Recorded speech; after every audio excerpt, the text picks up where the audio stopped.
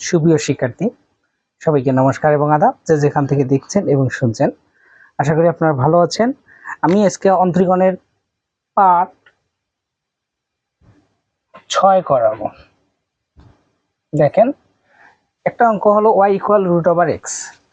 যদি √x থাকে তাহলে হাফ হয়, হাফ থাকলে রুট হয়, রুট থাকলে হাফ হয়।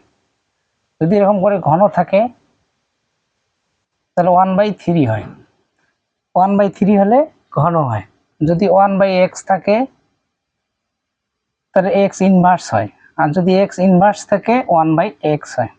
দেখেন, যদি রুট থাকে হাফ হয়, হাফ থাকলে রুট হয়, কিউব থাকলে 1/3 হয়, 1/3 থাকলে কিউব হয়, 1/x থাকলে x ইনভার্স হয়, x ইনভার্স হলে 1/x হয়।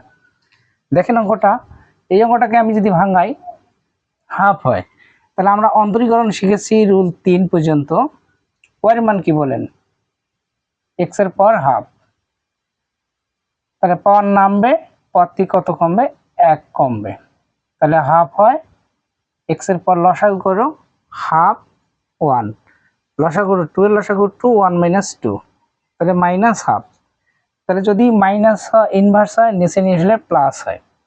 ঠিক এখানে হলো মাইনাস হাফ হয়, তাহলে হাফটাকে নিচে নিয়ে আসলে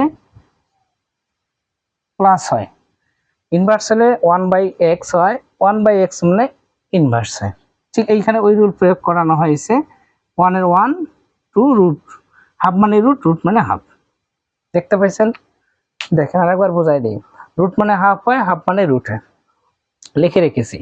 ঠিক এখানে হাফ করে নিয়েছি, পাওয়ার নামে পর থেকে কমবে, রুল হলো 3। তাহলে পাওয়ার নামে পর থেকে কমে, তাহলে হাফ থেকে 1 যদি বিয়োগ করি মাইনাস হাফ হয়, মাইনাস হলে কি হয়?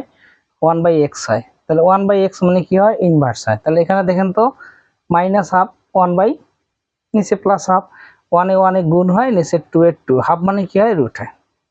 তাহলে নিয়ম কত হলো? 3 এর নিয়মে হলো, অথবা এটাকে 4 রুলও করা যায়।